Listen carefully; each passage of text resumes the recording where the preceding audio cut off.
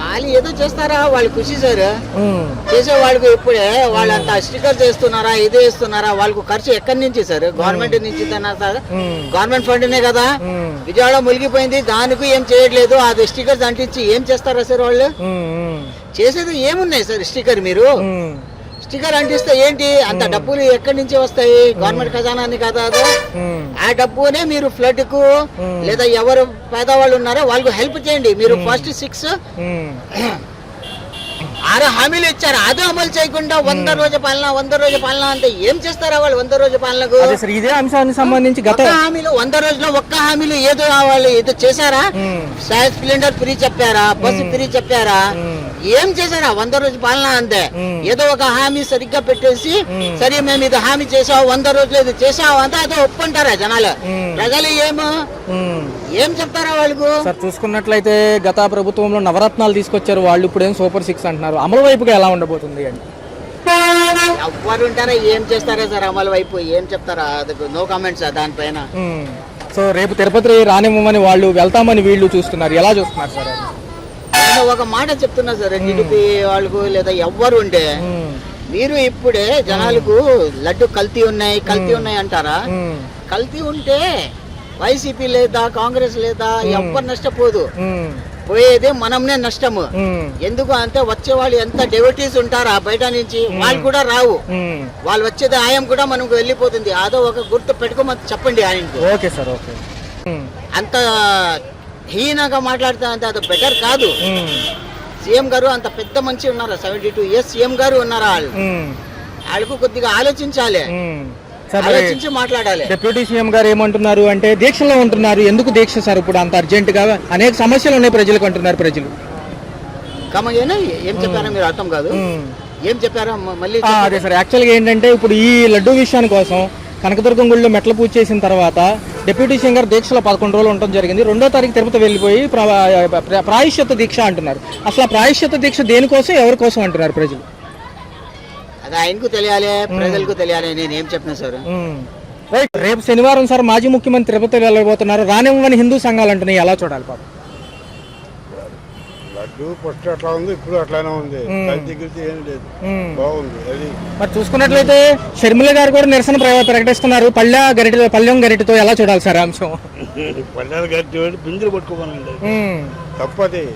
దేవుడి నేపథ్యం వేయకూడదు సార్. డిక్లరేషన్ ఇస్తేనే రేపు తిరుపతికి అలౌ చేస్తామంటున్నారు పవన్ కళ్యాణ్, అన్యమతస్తుడు. పవన్ కళ్యాణ్ గారికి సంబంధించి ఈ విషయాలు జగన్మోహన్ రెడ్డిని అనుసరించి అంటున్నారు. అన్యమతస్తుడు కాబట్టి డిక్లరేషన్ ఇచ్చి నాకు విశ్వాసం ఉందంటేనే రాణిస్తా ఉంటున్నారు. సమంజసమే అంటారా? కాదు, అందరూ ఒకటే. కుటుంబ ప్రభుత్వాలు వచ్చి 100 రోజులు పాలన అయినాయి. ఎన్నో అంశాలు నచ్చినాయి సార్ చూసుకుంటే? పనితీరులు ఎలా ఉన్నాయి? ఏది బాగుంటుంది. మరొక అంశం చూసుకున్నట్లయితే తిరుపతి లడ్డు గురించే చూస్తున్నారు. ఎక్కడ చూసుకున్న అంశం ఎలా తీసుకోవాలంటారు? అంతకుముందు ఏంది, ఇప్పుడు వచ్చింది తిరుపతి లడ్డుకి. అంతకుముందు బాగానే ఉంది కదా, బాగానే ఉంటది. మరి ఇప్పుడు కొత్తగా ఎందుకు వస్తుంది? ఇప్పుడు మనం వెళ్తాం సార్, మనతో పాటు ఎవరైనా అన్యమత వస్తే వాళ్ళు డిక్లరేషన్ ఇస్తారు, ఎవరు కదా జనరల్గా. ఎలా చూడాలి ఆ విషయం? అన్యమతస్తులు వాళ్ళు వీళ్ళని కాదు, ఇదేమో ఉండాలి, భక్తి అనేది ఉండాలా. అది అన్యమతం వాళ్ళేంటి, వీళ్ళు క్రిస్టియన్స్ ఏంటి, హిందూ ఏంటి, ముస్లింలు ఏంటి, అందరూ ఒకటే. ఈయనేమో ప్రాయశ్చిత్త దీక్ష చేస్తున్నారు పవన్ కళ్యాణ్ గారు. దేనికోసం అంటున్నారు ప్రజలు? అసలు జనం మెప్పు కోసం. దీనికి నష్టపరిహారం ఇచ్చే దాంట్లోనే అనుకుంటున్నారు, ప్రాయశ్చిత్త దీక్షకు ముందు ఉంటున్నారు అంటున్నారు. ఎలా చూడాలి సార్? ఎలా చూడాలి సార్? అంటే ప్రాయశ్చిత్త దీక్షకి ఏమో ముందు ఉంటున్నారు, నష్టపరిహారం అంచనాలు వేసి అందించడం అనుకుంటున్నారు అంటున్నారు. అంతే. ఓకే సార్, ఫైనల్ క్వశ్చన్ చూసుకున్నట్లయితే ఒకవేళ వైసీపీ కనుక కాంగ్రెస్ లో విలీనం అయితే ఎలా ఉంటుంది అంటున్నారు? వైసీపీ కాంగ్రెస్ అంటే పర్వాలా, బాగానే ఉంటుంది. సో చూసుకున్నట్లయితే ఈ అంశాలకు సంబంధించి లోకేష్ గారు రెడ్ బుక్ అంటున్నారు, అది ఎలా చూడాలి? ఆయనకేం చెప్తా లోకేష్, రెడ్ బుక్ అంటాడు, ఆయనకేం చెప్తారు. సో చూసుకున్నట్లయితే గత ప్రభుత్వంలో నవరత్నాలు చూశారు, ఈ ప్రభుత్వంలో సూపర్ 6 అంటున్నారు. అమలు వైపు ఎలా ఉంటుంది అంటారు? బాగానే ఉంటుంది. జగన్మోహన్ రెడ్డి చేసింది ఏ క్లాస్ నంబర్ 1 గా ఉంది. వీళ్ళు వచ్చారు ఇప్పుడే మొదలు, లడ్డు బాగోలేదు, కలిసి అంతకుముందు కలిసి కదా అయింది. అంతకుముందు చేసింది కదా, తప్పు కదా మాట. దేవుడికి చేసి కలిసి అని చెప్పి దేవుడి మీద అది కలుపుతున్న ఇదిలో తను తప్పది. పైన భగవంతుడు ఉంటాడు, చూస్తాడు. బీజేపీ మంత్రి పురంధేశ్వరరావు గారు కూడా డిక్లరేషన్ ఇస్తేనే పైకి పంపిస్తాము అంటే నాకు విశ్వాసం ఉందని రాసి ఇస్తేనే అంటున్నారు. ఎలా చూడాలి? ఏం చూస్తాం అది మొత్తం వీళ్ళే కదా, మొత్తం ముగ్గురు ఒకటే కదా, అంతే. ముగ్గురు ఏది పొలుగుతా అదే పొలుగుతారు. సో ఎలా ఉండబోతుంది సార్ రాబోయే 5 ఏళ్ళు యొక్క పథకాల అమలు వైపు ఎలా ఉంటుంది అంటారు? సూపర్ సిక్స్ ఈయన సార్ చంద్రబాబు గారి పథకాలు. ఆ పథకాలు ఎప్పుడు రేపు చెప్పడు, రేపు ఎప్పుడు ఎల్లుండి చెప్పడు, రెడీ అంటాడు, మళ్ళీ తర్వాత మళ్ళీ దాన్ని కట్ చేస్తుంటాడు. చెప్పిన మాట కరెక్ట్గా ఉండాలా, అదే అమలు. వైసీపీ ఇప్పుడు 9 నవరత్నాలు అన్నారు, నెక్స్ట్ అమలు చేశాడు. నెక్స్ట్ నేను వస్తే మళ్ళీ ఎక్స్ట్రా ఏం చెప్పలేదు కదా, ఒక 1000 ఒక 100 పెంచుకుంటూ పోతా అంటున్నాడు అంతే. ఈ లడ్డూ విషయం గురించి ఏదైతే పవన్ కళ్యాణ్ గారు దీక్ష చేస్తున్నారో అది ఇప్పుడు అంత అవసరమా? ప్రజలకు నష్టపరిహారం ఇవ్వాలిగా అంటున్నారు. ఎవరు? ఏదైతే ఇప్పుడున్న మాజీ ప్రభుత్వాల నాయకులు అట్టగేస్తారు. బాగులేకపోతే కదా, తిన్నాం కదా, ఇంకేంటి తిన్నాం కదా. ఓకే, తప్పది. Okay sir, okay sir. SIT అధికారులను వేశారు లడ్డూ విషయం గురించి. ఇంకోటి చూసుకుంటే రేపు మాజీ ముఖ్యమంత్రిని తిరుపతి రానివ్వమంటున్నారు. డిక్లరేషన్ ఇస్తేనే రావాలి అంటున్నారు. ఎలా చూడాలి సార్ అది? డిక్లరేషన్ ఇస్తే అనేది టీడీటీ వాళ్ళు చూసుకుంటే మ్యాటర్, మనకు సంబంధించిన మ్యాటర్ కాదు. మరి హిందూ సంఘాలు కానివ్వండి, అనేక మతవాదులు కానివ్వండి ఇలా అంటున్నారు. అంతే మ్యాటర్. కావాలని రాజకీయం చేస్తున్నారు తప్ప అది దేవస్థానం వాళ్ళు చూసుకుంటారు ఎలా రావాలి ఎలా రాకూడదు, దానికి క్లారిఫికేషన్ వాళ్ళు ఇస్తారు. ఏదైతే ఉందో డిప్యూటీ సీఎం పవన్ కళ్యాణ్ గారు లడ్డు అంటే ముందుంటున్నారు, సనాతన ధర్మాన్ని కాపాడడానికి ముందుంటున్నారు. విజయవాడకు సంబంధించిన వరద బాధితులు నష్టపరిహారం ఇవ్వడానికి మటుకు ఇంట్లోనే ఉంటున్నారు అంటున్నారు. ఎలా చూడాలి ఆ అంశం? అది సీఎం గారు చూసుకుంటారు కానీ పవన్ కళ్యాణ్ సంబంధం లేదుగా, సీఎం గారు సబ్జెక్ట్. సార్ చూసుకుంటే ప్రాయశ్చిత్త దీక్ష దేనికి అంటున్నారు ప్రజలు అసలు? నాకంత ఐడియా లేదు. సో మరొక అంశం చూసుకున్నట్లయితే షర్మిల గారు కూడా పల్లెం పట్టుకుని నిరసన వ్యక్తం చేస్తున్నారు గత 2 రోజులుగా, వార్తల్లో కనిపిస్తున్నారు. ఎలా ఉండబోతుంది సార్ అది? ఆ అంశం ఎలా ఉండబోతుంది? పర్యటనకి రేపు మాజీ ముఖ్యమంత్రి గారు వెళ్ళిపోతున్నారు. లడ్డూ విషయానికి సంబంధించి ఏదైతే ఉందో దానికి ఒక నిమిషం, లడ్డూ విషయానికి సంబంధించి డిక్లరేషన్ ఇస్తేనే, అంటే అన్యమత వాళ్ళు డిక్లరేషన్ ఇస్తేనే దర్శనానికి ఒప్పుకుంటామంటున్నారు. ఎలా చూడాలి అంశం అసలు? కంపల్సరీ ఇవ్వాలిగా. అతను క్రిస్టియన్ అనేవాడు నాకు వెంకటేశ్వర స్వామి మీద భక్తి శ్రద్ధలు ఉన్నాయని చెప్పేసి నిరూపించుకొని సంతకం పెట్టి వెళ్ళాలి. అలా కాకుండా నేను క్రిస్టియన్ని అన్యమతం ప్రచారాలు చేసేసుకుంటా అని చెప్పి కొండ మీద చాలా చూసాంగా. ఆయన ప్రభుత్వంలో 5 సంవత్సరాల్లో అన్యమత ప్రచారం ఎన్నిసార్లు జరిగింది, బాగా జరిగినాయి. డైరెక్ట్ కొండ మీదకి వెళ్ళిపోయి మీ దేవుడు కాదు ఆయన పూజిస్తున్నారని చెప్పి డైరెక్ట్ చెప్పారు. ఏదైతే మాజీ చైర్మన్లు ఉన్నారో అదే అంశం పైన చూసుకున్నట్లయితే ప్రమాణాలు చేశారు సార్, వచ్చి ఒక ఆయన చేశారు. చూసుకున్నట్లయితే రేపు హిందూ సంఘాలు రానివ్వమంటున్నారు. ఏదైతే ఉమ్మడి కూటమిలో బీజేపీ మంత్రులు ఎవరైతే ఉన్నారో అసలు ఆయన్ని మెట్లెక్కడానికి కూడా అర్హులు కాదని చెప్పి ఏదైతే నిన్నటి నుంచి ప్రకటించడం జరిగింది. ఈ రోజు ఈవినింగ్ 7ంటికి ఆయన తిరుపతి చేరుకోబోతున్నారు. రేపు 10:30 నుంచి 11:30లో దర్శనానికి వెళ్ళబోతున్నారు. ఎలా చూడాలి సార్ ఈ అంశాన్ని? వెళ్ళనీరండి, ఎవరిని వెళ్ళనీరు.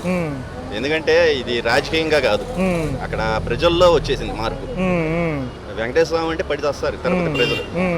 బ్రహ్మోత్సవాల్లో గరుడు సేవ అప్పుడు ఇంటికి ఒకళ్ళు ఇంటి మొత్తం కొండ మీద ఉంటారు, అలా పూజించుకుంటారు, అంత నమ్మకం. సార్ మరి ఇంకో అంశం చూసుకుంటే షర్మిల గారు పల్లెంతో నిరసన వ్యక్తం చేస్తున్నారు గత 2 రోజుల నుంచి కూడా. ఆ అంశం ఎలా చూడాలి సార్?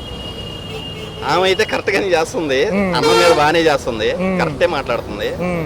ఆమె ఒక క్రిస్టియన్ గా ఆమె అయితే ఒప్పుకుంది, క్రిస్టియన్ నేను అని చెప్పేసి.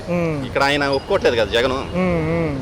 ఒప్పుకుంటే బానే ఉండేది, ఒప్పుకోట్లా. నేను అన్ని రకాలుగా చేస్తాను, నా ఇష్టం వచ్చినట్టు చేస్తానంటే జనం ఊరుకోరు. అన్న మరొక అంశం చూసుకున్నట్లయితే ఒకవేళ కాంగ్రెస్ లో వైసీపీ విలీనం చేస్తే ఏమన్నా స్ట్రెంత్ పెరిగే అవకాశం ఉందంటారా? ఇప్పుడున్న సీఎం గారి కానీ డిప్యూటీ సీఎం గారికి ఏదన్నా పోటీతత్వం ఉంటుందంటారా ఈసారి? ఇప్పుడు వైసీపీలో ఉన్న వాళ్ళంతా కాంగ్రెస్ వాళ్ళే అంటారుగా, తల్లి కాంగ్రెస్ పిల్ల కాంగ్రెస్. కాంగ్రెస్ లో వాళ్ళంతా ఇప్పుడు తెలుగుదేశం జనసేనలోకి వచ్చేస్తున్నారు. ఇంకేముంది, ఖాళీయే ఇంకా వైసీపీ. అలా చూసుకున్నట్లయితే సిట్ అధికారులు నియమించారు విచారణ కోసం లడ్డూ విషయం పైన. అదే సిబిఐకి ఇస్తే పారదర్శకంగా ఉంటుంది అంటున్నారు. ఎలా చూడాలి? ఇప్పుడు సిట్ విచారణ అనేది ఓన్లీ ఎంక్వైరీ. ఆ ఎంక్వైరీ ఇచ్చిన తర్వాత కోర్టుకి ఇస్తారు.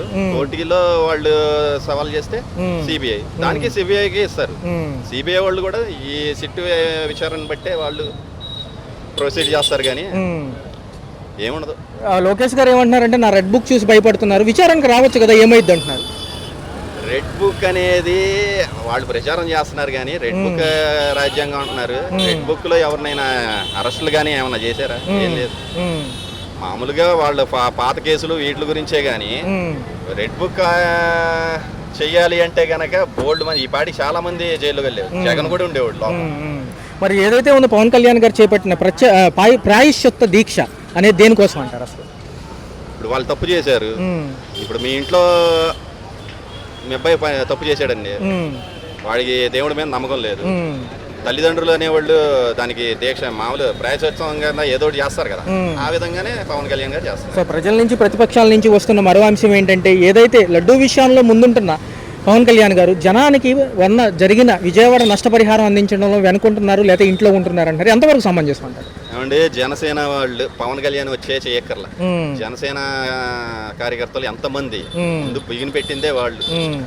అన్నం ఎక్కువైపోయి పారేస్తున్నారు, ఏది అందలేదనేది లేదు. కాకపోతే కొంచెం లేట్ అయింది, ఒకేసారిగా ఉపద్రవం వచ్చేసింది, అది కొంచెం లేట్ అయింది. అందరూ బాగానే చేశారు, అందరు తీసుకున్న వాళ్ళు చెప్తున్నారు ఒక్కొక్కరికి 25,000 అకౌంట్లో పడి. ఏది పడిన వాళ్ళు అంటే మునిగిపోయిన వాళ్ళు వాళ్ళకి పడతాయి, మునగన వాళ్ళకి ఏం పడతాయి?